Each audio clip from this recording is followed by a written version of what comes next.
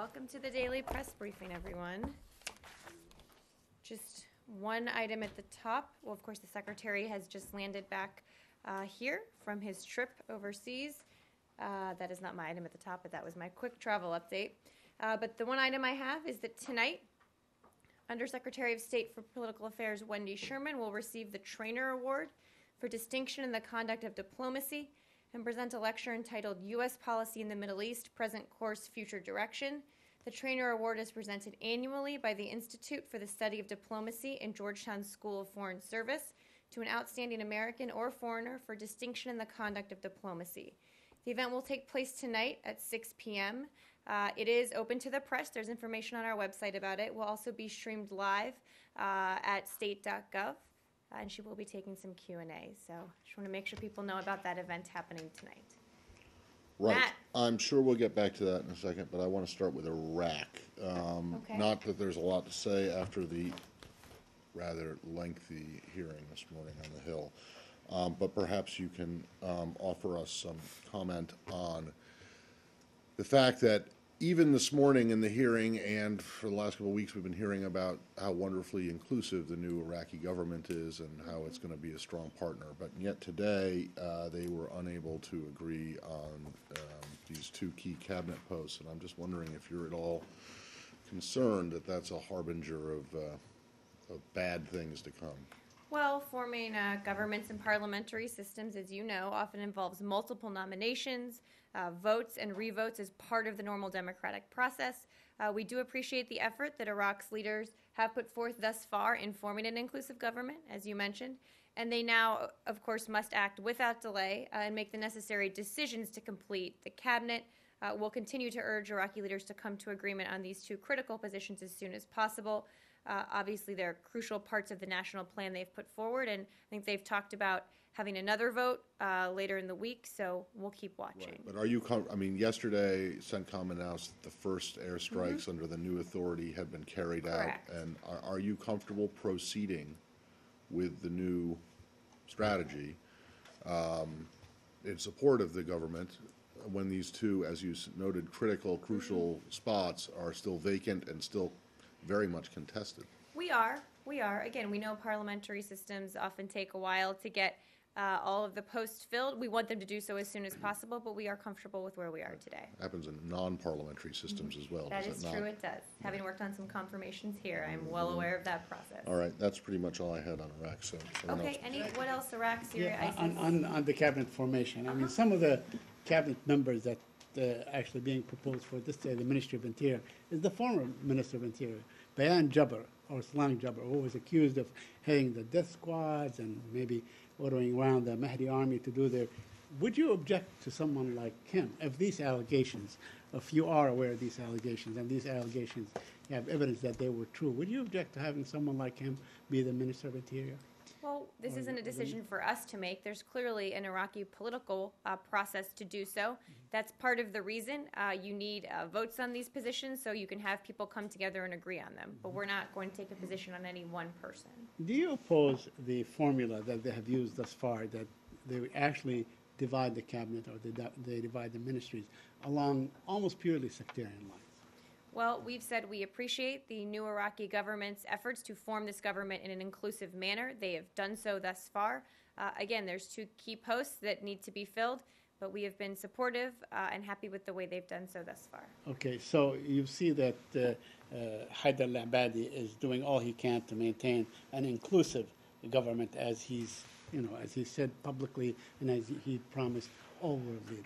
Yes, that's how we feel today. As I said, these are two key posts, though, so we need the Iraqi government to come together and make some decisions, hopefully as soon as possible, to get those filled. And I don't know if we are going to the raids, for instance. You want to talk about the intensification of the air raids that taken place on the last? I'm happy to, wherever you want to take the conversation. Okay, now the strikes took place, very close to Baghdad, in the last few hours. Does that up the ante in the confrontation with ISIS? Well, this was one of the key principles the president laid out in his speech about the strategy against ISIL last week, which is expanding airstrikes in Iraq in support of offensive action by the Iraqi security forces. So I think CENTCOM put out a press release and talked about attack and fighter aircraft conducting 2 airstrikes Sunday and Monday in support of Iraqi security forces near Sinjar and southwest of Baghdad. The ISF was conducting clearing operations to clear ISIL out of the area, requested the airstrike to take out a mortar position on top of a building about 35 kilometers southwest of Baghdad. And as you said, was the first strike as part of our expanded effort here. It's something we feel is an important piece of this effort going forward. And finally, the chairman of the Joint Chiefs of Staff, Martin Dempsey, General Martin Dempsey, said that the advisors will be doing combat duties in essence. Does that in any way nullify the promise not to have boots on the ground? Well, I think you're parsing his words a little bit or shortening them maybe. The president's been very clear. We will not have troops on the ground in combat roles, period. That is an underlying principle of our actions in Iraq. I think there was a long exchange this morning about what the advisors are doing, but again, we've been very clear about the combat boots on the ground question. Yes. As with the expansion of the airstrikes against ISIS in Iraq and potentially in Syria as well, the United States is certainly, keen about having troops like the Peshmerga in Syria as well fighting ISIS. And now we're hearing news that you're training 500 or 5,000 Free Syrian Army people. There's a request to participate in a Department of Defense Title X train and equip program that Congress should vote on, I think, this week. And ISIS, as you know, it's many of its hideouts are in northern Syria where the Kurdish people live, and you have PYD, that political party. I'm wondering whether you have any contact with the PYD, because it's an offshoot of the PKK as a terrorist group in the U.S. terrorist list. I can check, not to my knowledge, but let me check for you. Okay, and one more question, sorry, about the Kurdish parties. In Iraq, I know KDP and PUK, the two ruling parties, and are the Tier 3 terrorist lists in the United States, and you've been cooperating with them. I think you were trying to delist them from that Tier 3 group. Have you done that, or how could you cooperate with them whilst they are still in that list? I think you're putting out some facts here that I'm not sure are accurate, so let me check with our team, and I'll get back to you after the briefing with all of the details. Okay, thanks. We have worked very closely, though, with Kurdish leaders, with the Kurdish security forces in this fight, as have the Iraqi security forces coordinated with them to an unprecedented level. Thank you. Yes. Yes, also General Dempsey said today that the forces can destroy ISIS in Iraq, but disrupt it in Syria. Is that a shift in policy? But what was the second part? I'm sorry? Disrupt ISIS in Syria. He didn't say destroy it, while the president previously said we gotta degrade it and destroy it all over. We all are fully on board, including Chairman Dempsey, with the president's policy of destroying ISIL in the long term. How we do that, the pieces of that, or what he was speaking to today, I wouldn't read anything into those comments that are in any way at odds with the overall strategy the president laid out. So no shift in policy? No shift in policy. Yes. Does the U.S. have a bilateral security agreement or a status forces agreement with the Iraqis that offer legal protections for those 1,600 troops that are in the country? Well, as we talked about a couple months ago, the exact date is escaping me, when we sent military advisors in, we had negotiated with the Iraqis some protections for them. I'd refer you to the Defense Department for specifics on those, but if I recall at the time, we were satisfied that they had all of the protections they needed under the agreement we had come to with them. I can check in terms of if that applies to all of the advisors that the Pentagon has sent there. I'm assuming it does, but I'm happy to check in with them again. Yeah, because we were originally told that some of them would be protected under the diplomatic security agreements but clearly not all these troops are doing embassy security now. That's may have been what we said a long time ago, but what we actually have said since then was that we had come to an agreement with the Iraqi government to provide some protections similar to what our diplomats have. But to provide some protections, again, I can pull out the latest guidance on that. That was from many, many weeks ago, and check with my Defense Department colleagues to see if there's anything new. Thanks. The chairman also said, I think the chairman or the Secretary of Defense said that he warned the Syrians against responding or trying to attacking American airplanes and so on. Does that rule out any kind of coordination so you guys are not crowding the sky at the same time? Well, the president has been clear and secretary has been clear, we are not coordinating with the Syrian regime and will not coordinate with the regime. That means we will not hesitate to take action against ISIL in Syria as well as in Iraq. We are not going to telegraph our plans in advance. And again, as we said on numerous occasions, we won't ask their permission. I would note the rescue operation we undertook to try and rescue the hostages. Of course, we did not ask their permission. So let me ask you something. I mean, before you attack Syria, ISIL in Syria, will you tell at least the Syrian to clear the skies, so to speak? As I just said, we will not coordinate with them. We will not telegraph our plans. I don't have anything else in terms of a hypothetical about what action we might take. But I want to be clear about where we are today, and that is what I just said. So you will not inform them that there is some sort of an American combat mission over Syrian territory in any way, shape, or form? Well, I would point to what we did when we undertook the rescue operation inside Syria for the hostages. Of course, we did not inform them. Going to that point, in hindsight, maybe if you had coordinated, the mission may have worked out better. Not at all. That's not why the mission was not ultimately successful. The hostages had previously been moved. If you're not coordinating with the Syrians, are you open to communicate with them regarding the threat that ISIS posed? Well, I know this is an interesting topic, but I don't have any more analysis for you on this. I've said we won't coordinate with them. I've said they're not the answer to ISIS. They have, on the one hand, hit ISIS targets, and on the other, allowed them to continue to grow and to really flourish in Syria. So we're not going to coordinate with them. We're not going to share intelligence with them. We're not going to telegraph our plans. I don't know how much clearer I can be than that. Can we expect any meeting between Secretary Kerry or any U.S. official next week in New York with any Syrian official to discuss, not to coordinate with them? Not that I've heard of. Not that I've heard of. And I do understand that the Syrian opposition will be sending some folks to New York next week as well. We obviously meet with the opposition on a regular basis. Not anything that I've heard of with the regime. When the chairman says it was not going to be, or it's not going to be a shock and awe, is that a message that we have? We don't covet Syria. We're not going to attack to occupy, as with the last shock and awe back in 2003. Is that the message? I think the message is that this counterterrorism campaign we're undertaking now isn't like anything we have ever seen before.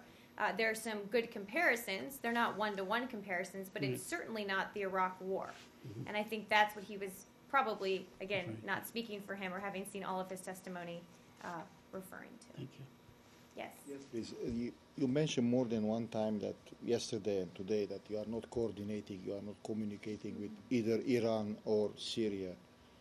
But still, we're open to talking with Iran, and we have. we open to. So the question is whether or not, or do you object or you accept Iraq being in contact with Iran and Syria? Well, I think we should separate out Syria and Iran because they're different cases here. We know that Iraq has a relationship with Iran, a long relationship, and that's why we have said we're open to talking to the Iranians about what's happening in Iraq, not coordinating with them, not sharing intelligence with them, but encouraging them to support Iraq's new government. So they have a long-standing relationship, and it's just a different situation.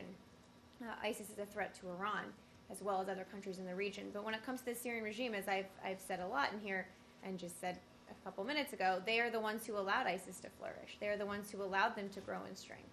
So it's just different when it comes to talking about Syria and Iran in this fight against ISIL. Are you saying when you are saying that you can cooperate with Iran on? I didn't say we were going to cooperate with You Iran. are I said we open were not to- going to.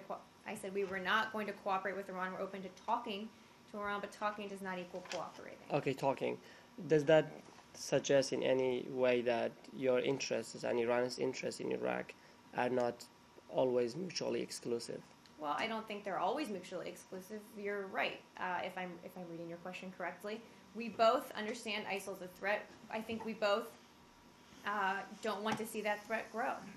We hope that Iran supports the new inclusive government, wants Iraq to be stable and secure through supporting that new government. So we But hope. the U.S. had long seen Iran as a destabilizing factor in Iraq. Well, we're certainly aware of the history, and that's why I've repeatedly said from this podium that the answer isn't militias of any kind, of any country supporting militias inside of Iraq. It's supporting the Iraqi forces themselves, and that's why we've called on Iran not to undertake actions that could exacerbate sectarian tensions, which, again, we know the history here, we don't need to go back over it, but we think there can be a different path forward. Thank you. Do you have any reaction to Iran spiritual leader Khamenei's statement yesterday on the U.S. asking Iran to coordinate on fighting ISIS in Iraq, and Secretary Kerry called his counterpart, the Iranian counterpart, and the U.S. ambassador in Iraq did the same thing, and they said that we're not cooperating with them. Well, I the addressed Iranians. this at length yesterday, and what I said is at length. Thank you, at length. I was being honest there. When we say we're not going to coordinate with Iran, I've been clear about that. So it would follow that why would we ask them to coordinate if we said we're not going to? So. His Iranian counterpart on the sidelines of the UNGA meetings? The schedule's still being set for his meetings at UNGA and around the P5+1. As you know, last year there was a ministerial P5+1 meeting on the Iran nuclear issue.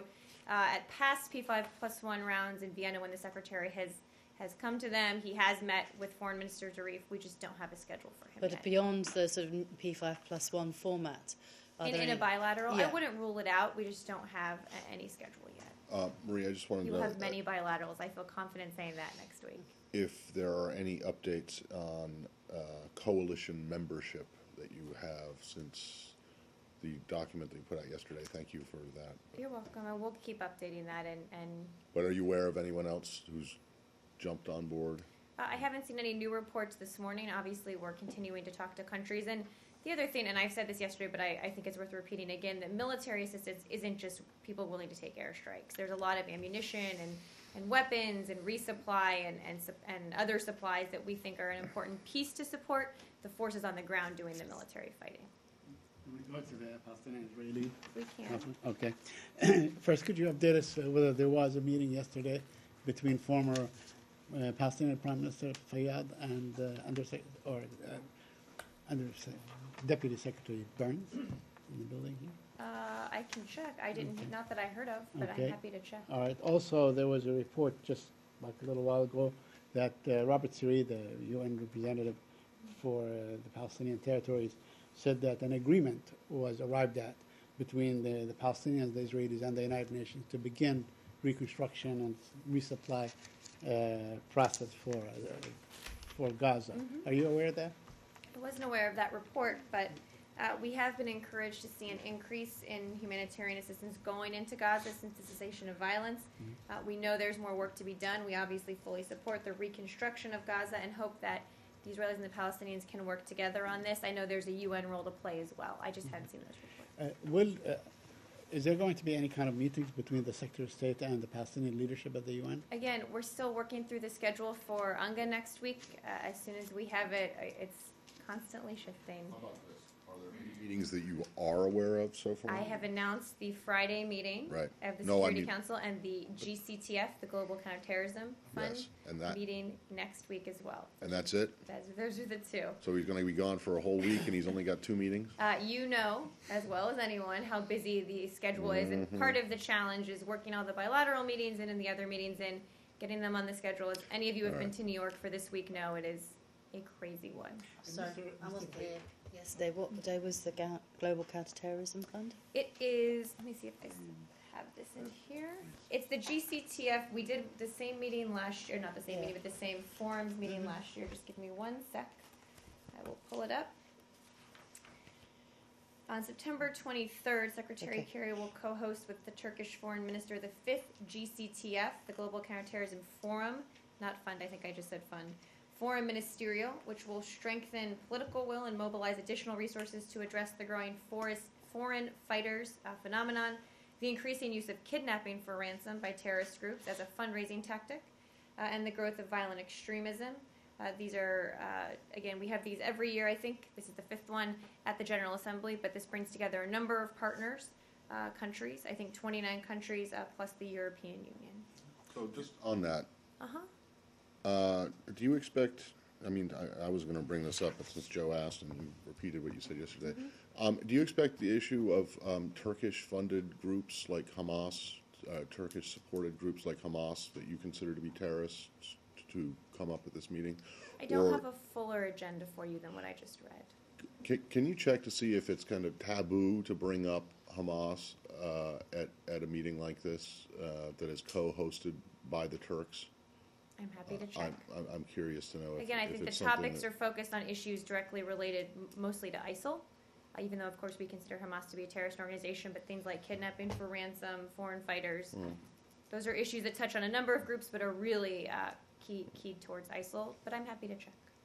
Mr. Fayyad, who was very pro-American and in fact was perceived as someone that this administration can work with, he said today that the notion that this, endless negotiations can go on forever is absurd.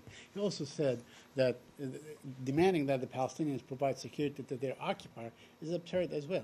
Do you have any comment on what he said? Well, I didn't see his comments. The first point is the Secretary himself has said that time is not on our side here, that it's in the best interest of the Israeli and the Palestinian people to come together, to have their leaders come together and get a lasting peace process in place.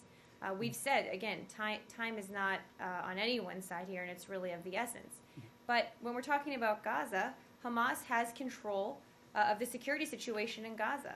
Right. And when rockets are repeatedly fired by Hamas from Gaza into Israel, they're the ones who have the responsibility for that. He was also speaking with Mr. Feltman. They were both on the same panel. And Mr. Feltman, the Deputy Secretary General of the United Nations. Feltman, not Feldman. Yes. What did I say? Feltman? You did. You were right. Yes. Okay. Just making sure our special representative for Okay. Afghanistan and Oh, Pakistan no, isn't I out know. there Okay.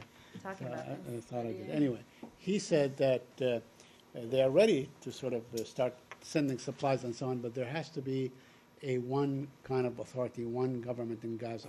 And he, in fact, supported the unity government that was announced, some months back, and so on, provided that the PA assumes responsibility. Is that a point that you will make very clear to the Palestinians, that if you expect supplies and humanitarian supply to go into Gaza, they have to speak in one voice? Well, humanitarian assistance has been going into Gaza. It needs to go more quickly, but some has been getting in.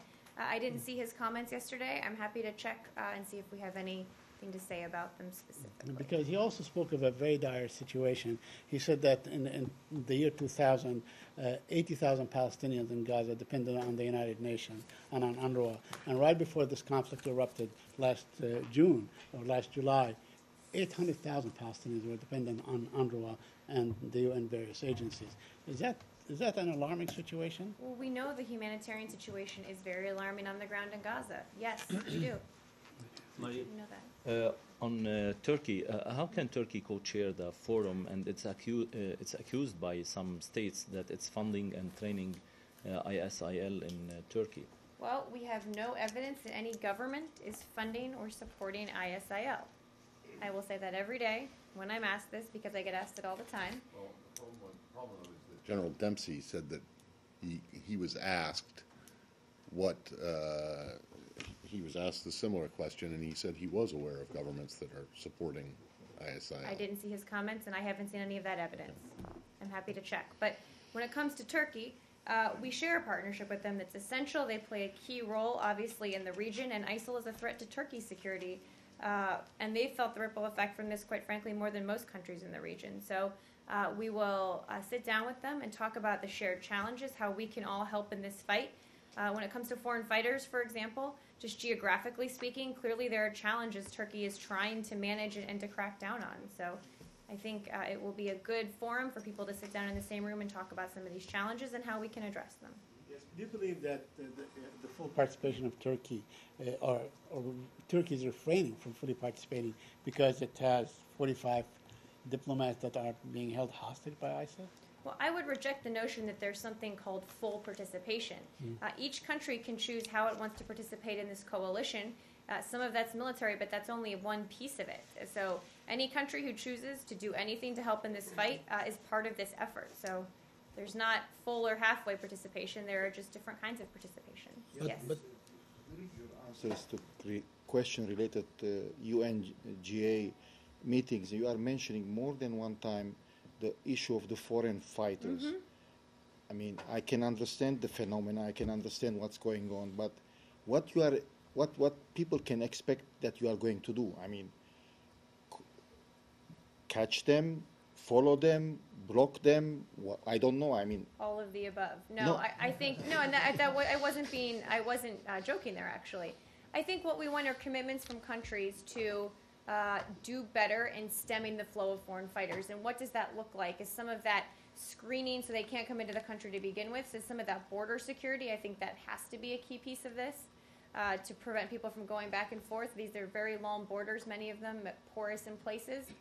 Is it keeping track of people that have come into the country that they know are affiliated with these groups? There are ways countries can pledge to contribute to help in this fight. the reason that I'm asking this question, because 6 months ago, maybe when similar question was raised in this room, then their number was like almost 3,000 or 4,000. Now we are talking about 21,000 or 30,000 people, and the issue was there, and nothing was done, or nobody was able to do anything regarding this. So how you are going to be, practically speaking, do whatever you are trying to do in your effort to do that? Well, I think just on the numbers, I think two reasons you've really seen the uptick in numbers is that ISIL has grown in strength significantly, in large part because of their battlefield successes and the recruitment they've been able to do as they've taken over territory.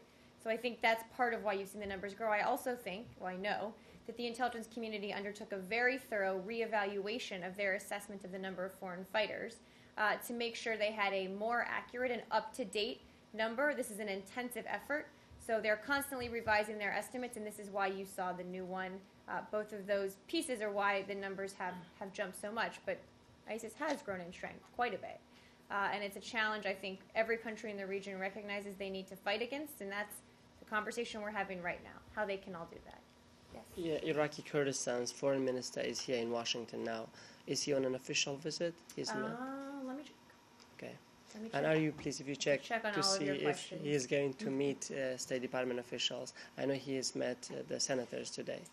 Let me check for you. Thank you. Yes, Ashish, go ahead. Oh, go ahead, you haven't had one yet. May I change the... Oh, well, no, I- sorry. I just have this Then you brief can one, change which I think was asked the other day, but I'm wondering if you got an answer to it. And that was these reports of a large number of Syrian rebel leaders being killed in an explosion.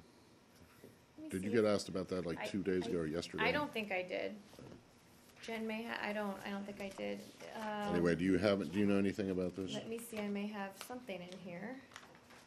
Was this a, It's not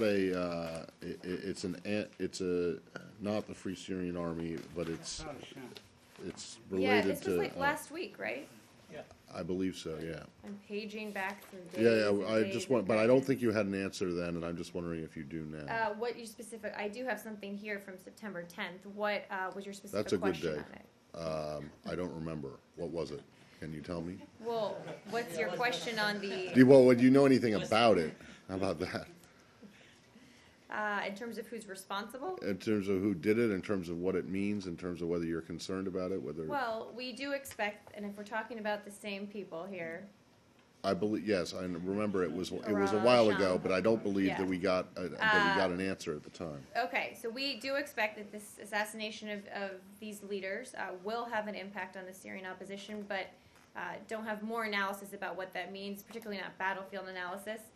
Also, probably I'm not going to get into a play-by-play of what each attack means for this war, but we have neither worked with nor provided any assistance to this group, Arar al-Sham, which is, I think he said, I know, my pronunciation is not Serious good. Freeman. We have not worked with them. We've been providing assistance to the modern opposition for some time, but not to this specific group. Thank you, Saeed, for saving me from my Midwestern accent.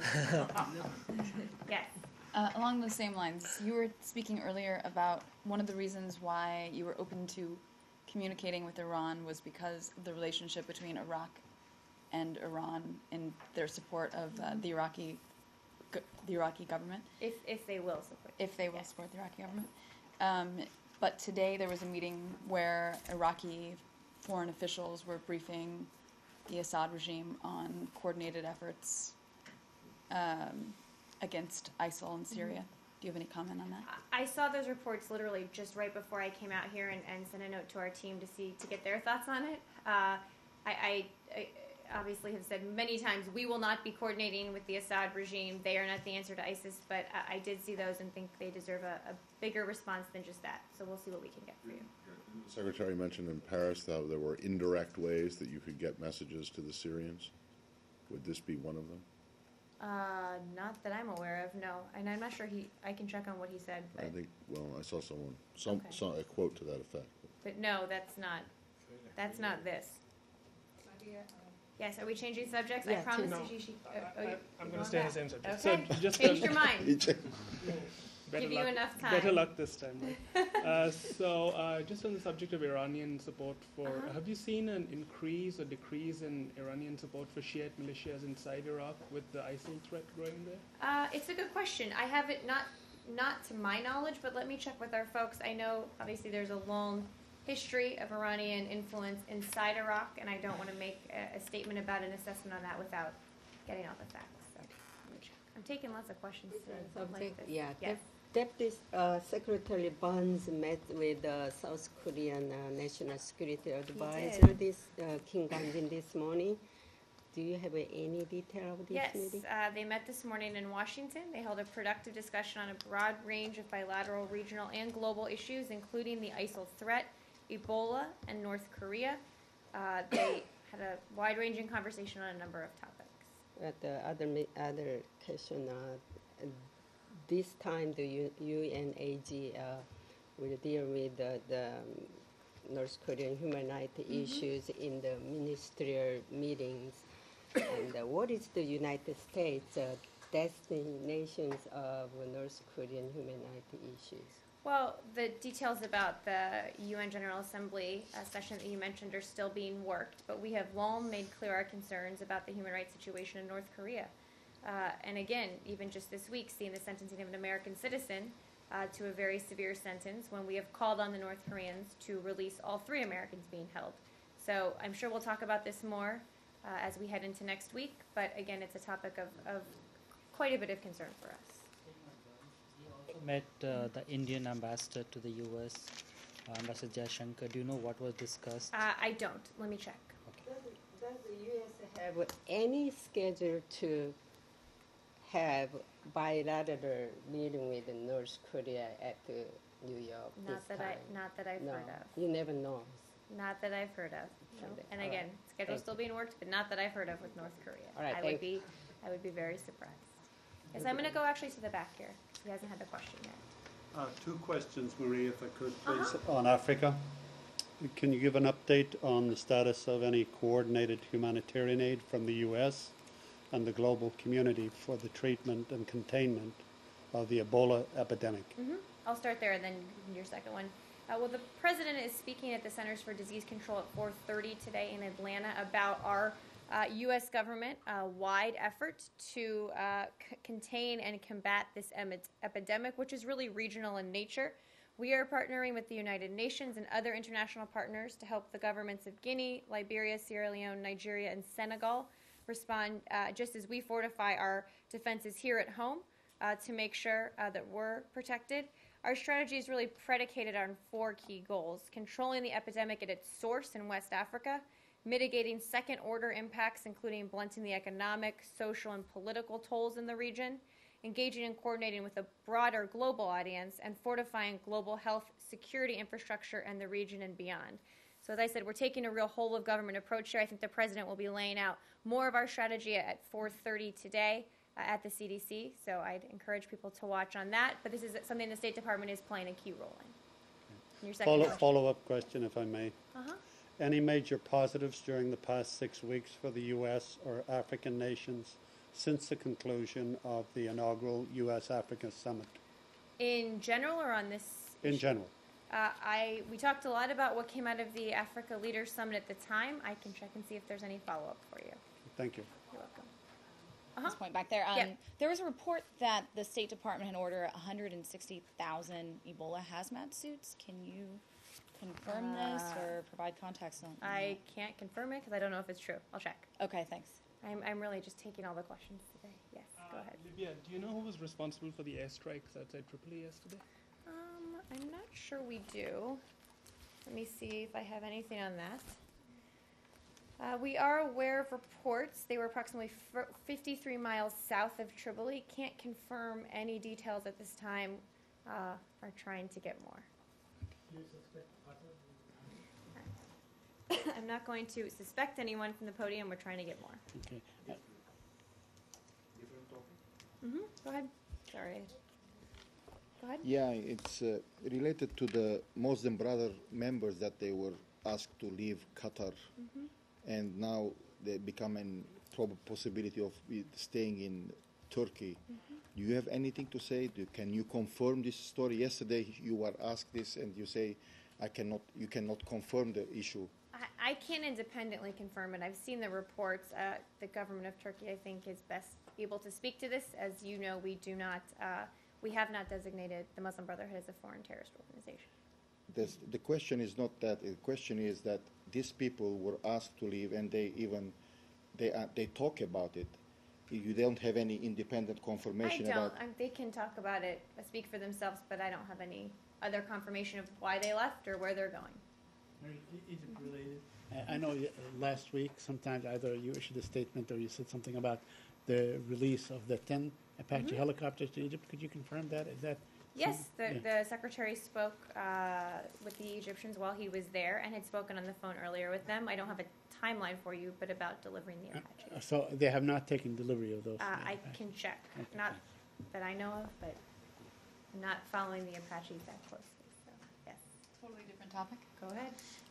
Civil Defense Forces in Cabo San Lucas are saying that the city is completely without drinking water and power after Hurricane Odile barreled through. The airport is still closed. Does the U.S. government have any advice to citizens trying to get out? Are they coordinating with the Mexican government? I can check. Obviously, in something like this, I would recommend, well, if there's no power, they can't look online to see if we have some suggestions for people. But in advance of these kind of natural disasters like hurricanes that you know when they're coming, we often put warnings and notices out to American citizens. I'd recommend they contact the closest consular facility, whether that's an embassy. Obviously, there's probably a consulate closer to get any assistance they need. So there's no coordination right now with the Mexican government? The answer is I don't know. Okay. I'm sure we would be happy to, but I don't know. Wait, because this is, you're not going to have an answer to this, but it just popped It's into just my that, mind. that day, isn't it? Yes. Too bad Arshad's not here. We could reminisce Too about bad. covering the U.S.-Mexico water treaty negotiations that we did back with Secretary Powell many moons ago. I saw something earlier this week or late last week that this has become a problem again, that you guys believe the Mexicans are not providing the appropriate amount of water that they are supposed to under this treaty. Can you take that? I know you don't have an answer to it now. What if but I just surprised you and had like Do 4 you have pages of something? guidance on it? No. I'm hard to surprise. Any day now.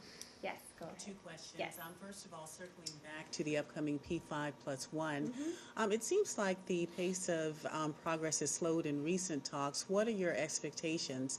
What are the expectations going into these upcoming meetings, and do you expect any significant progress on issues?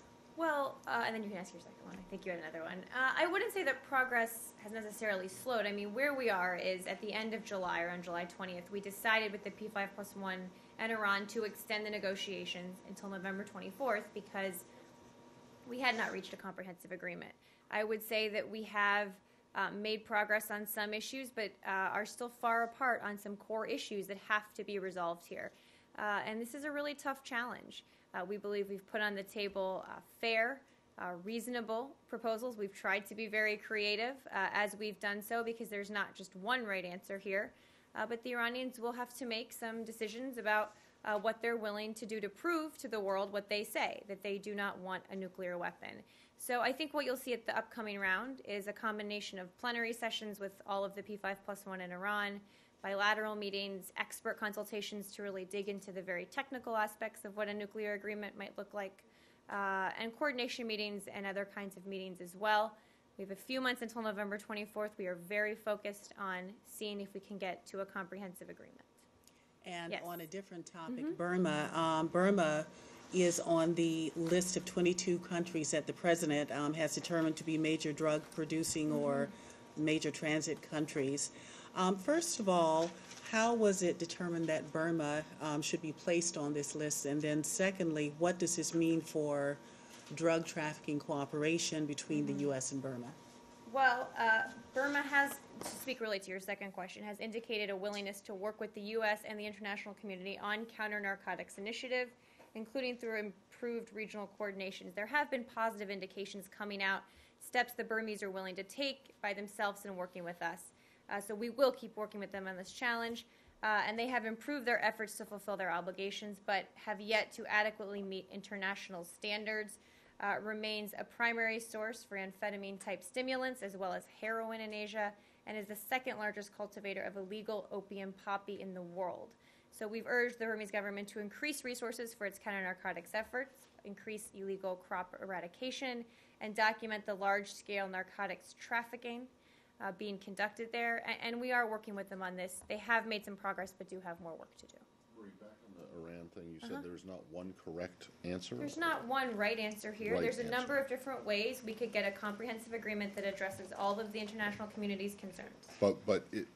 But isn't the right, there is one right There's result. one goal. Correct. Right, Well, the okay. goal is that Iran cannot obtain a nuclear Right. weapon and that their program is for entirely peaceful purposes.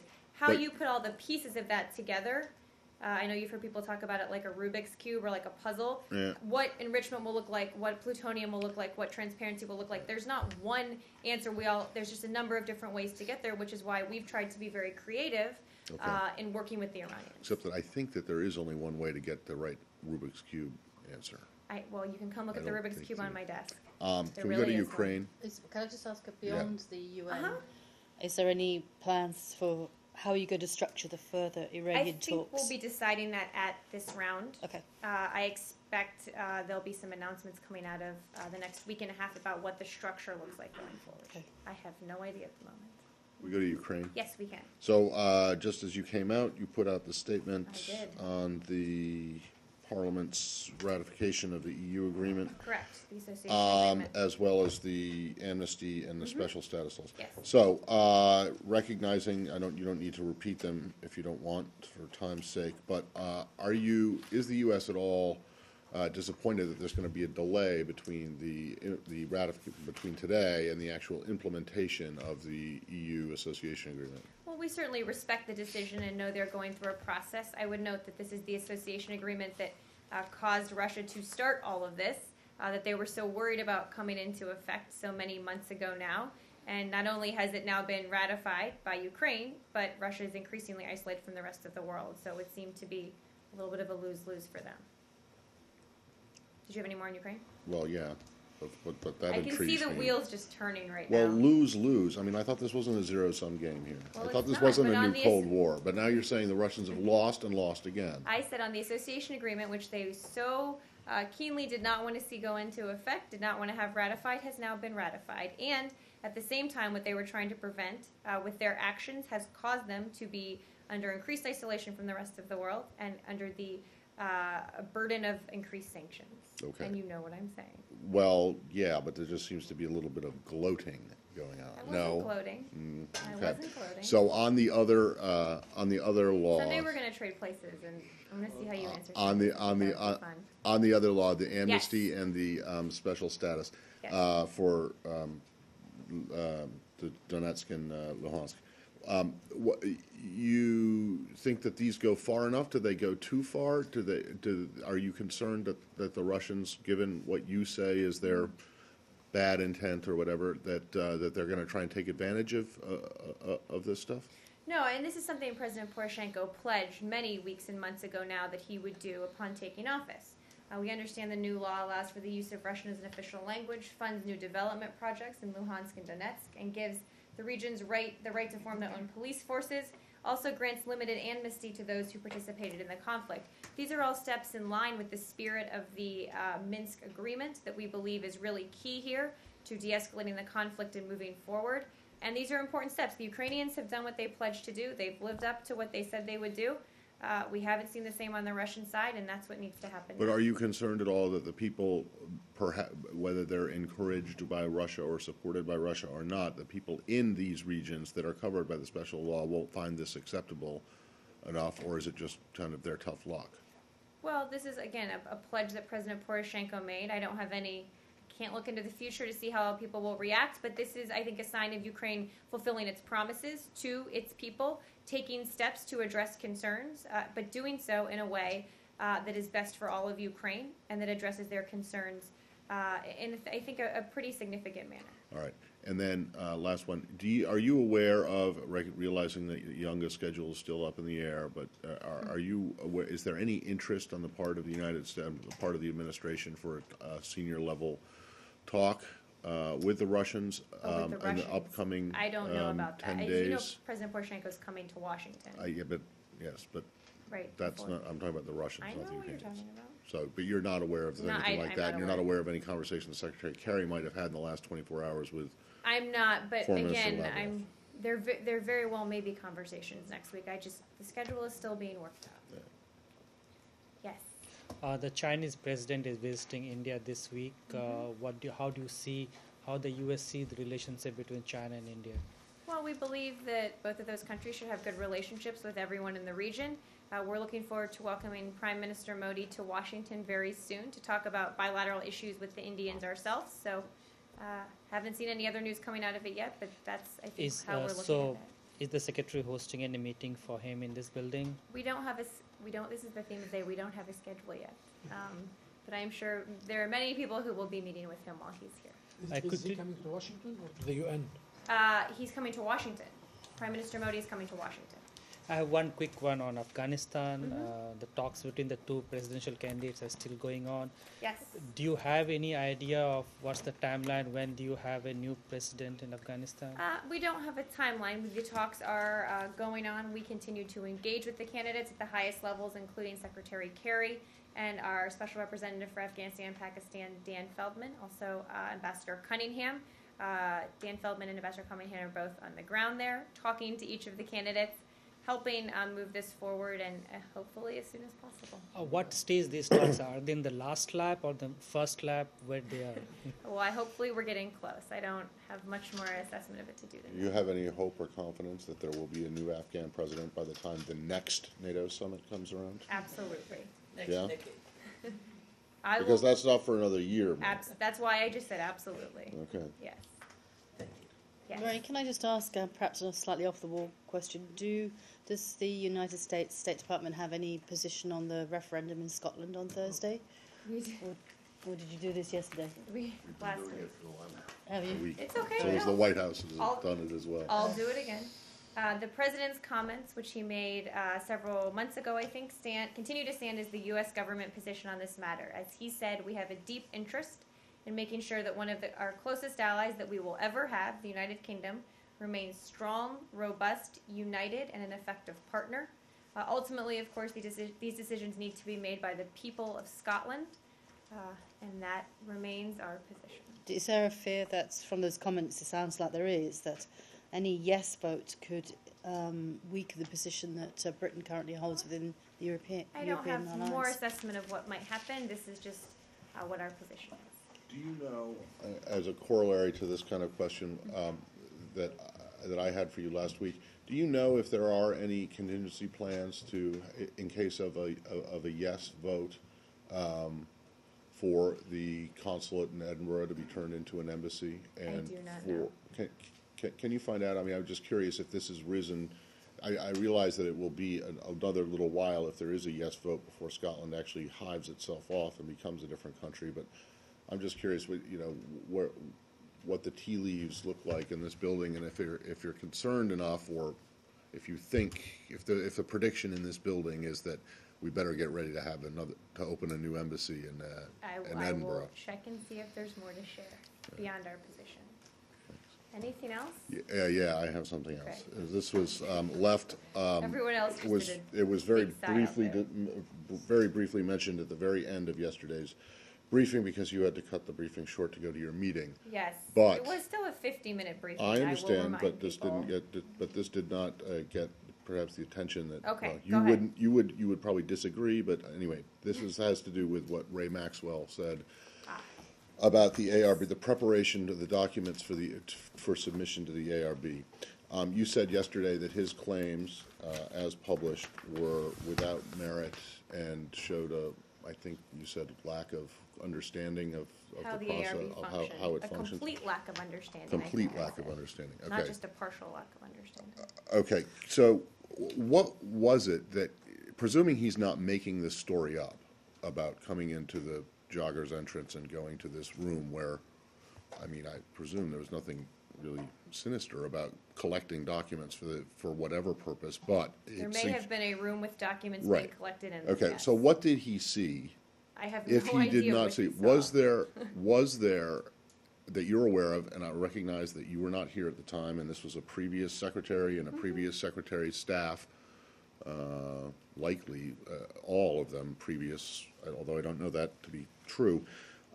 So you may not know, but I would expect that you have asked them for their Oh. account of what happened.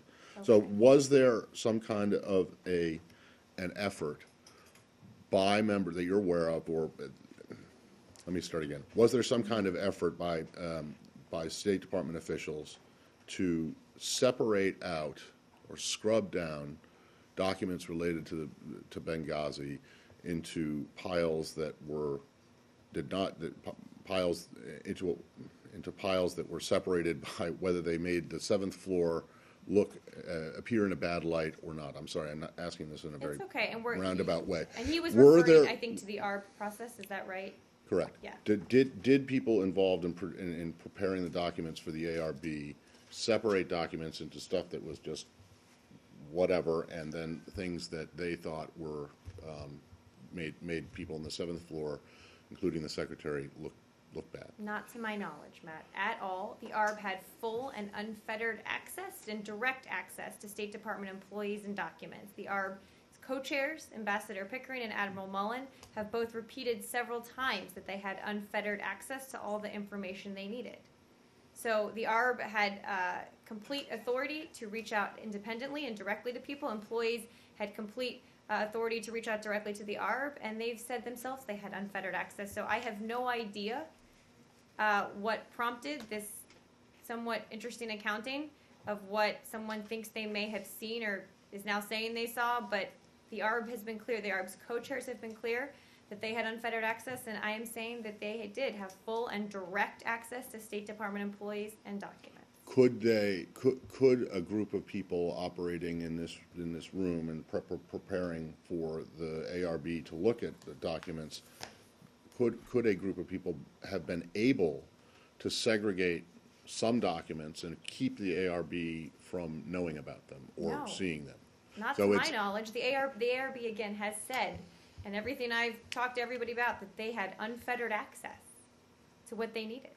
Well, yeah, but you can't need what you don't know about, kind of, right? You The understand? ARB see what had I'm saying? full and So they direct got access see to State Department employees and documents. So there were no documents that were separated out and kept from the ARB. But you- Not that I've ever heard of, not that I know of. I know what I know about the ARB's access. We have talked about this repeatedly. Okay. And I don't know how much clearer I can make this. I think, as there often are with Benghazi, a number of conspiracy theories out there being perpetrated by certain people. Who knows why? But I know the facts as I know them, and I will keep repeating them every day Okay. until I stop getting asked. And does this apply to documents that were being collected in response to requests from Congress? Well, it's different process, right? It was different process. And obviously, we've produced documents to Congress on a rolling basis. Part of that, because it's for a different purpose. Well, what was this group? This group of people at the jogger's entrance. I love this. Sounds like some sort of movie. Well, Yes. Whatever it sounds like, I don't know. But I mean, we happen to know that there was an office that was set up to deal with this, understandably so, because it required a lot of effort. Correct. But that room or whatever it was, that office was only dealing with stuff for the ARB. I can check if people sat in the same office, but there are two different processes. There's the ARB process for how they got their documents. There's the congressional process. We've been producing documents to them on a rolling understand. basis. Part of which, in that process, is coordinating with other agencies who may have equities in the documents, who may have employees who are on the documents, so that's just a separate process. Okay, so the people in that office were not doing anything with Congress, they were focused mainly on the I ARB? can see who actually sat in that office, I don't know. But what we're focused on is the process, right? And the ARB had full and direct access to State Department employees and documents. The congressional process, as you know, we have been producing documents to Congress on a rolling basis. Well, I guess that this And there's just mainly different relates to equities the, there. I guess that this, the allegation, I think, applies to the ARBs. But you are saying Right, that and I'm it is talking about the ARB. impossible for a group of people to collect a stack of documents that say something that they don't like, and secret them away or destroy them somehow so that the ARB couldn't get to them. Is that what you're saying? It's impossible for that to happen? I'm saying I wasn't here then. What I know from talking to people here who were is that the ARB had full and direct access to State Department employees and documents. Okay, but that doesn't answer the question of whether there wasn't. It does answer the question. No. But one of his allegations is that there were people who were separating out documents that would make the secretary So that the ARB and didn't others have access to them. right, but, I'm put them saying in a they had bad light. access to everything. Okay, but do So, you know I'm responding. But even if it would have been impossible for to keep these things secret, was there a collection This is a of crazy documents? conspiracy theory about people squirreling away things in some basement office and keeping them secret. The ARB had unfettered access. Okay. I mean, Marie, I appreciate the fact that you're taking that line, but I mean, there is a Well, it select happens to committee be true. investigating And it. tomorrow there will be an open hearing on And- ARB implementation where I'm sure all of this will be discussed with Assistant Secretary Greg Okay, Starr. and they will get the same answers that you've just given here? Let's all hope so. All right. All right. Yes, of course. Okay. Thank you. Thank you all.